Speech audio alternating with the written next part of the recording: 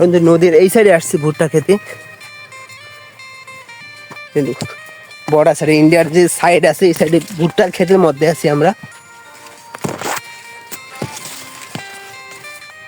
Wow, এতে ধান চাষ করছে সাইডে।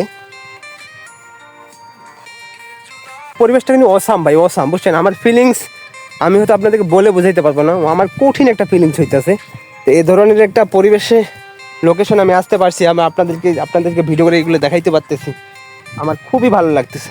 দেখতে পাচ্ছেন নদী, নদী কিন্তু ওই সাইডে, এই যে নদী ছেড়ে আমরা কিন্তু এই সাইডে চলে আসছি, যে বর্ডার এলাকায় চলে আসছি, মাঝখানে যাব আমরা।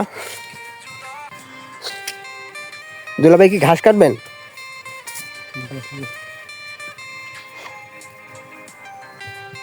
আমি প্যান্ট পরে আসছি, তারপরে নদীর উপর দিয়ে প্যান্ট কিন্তু ভিজিয়ে চলে আসছি।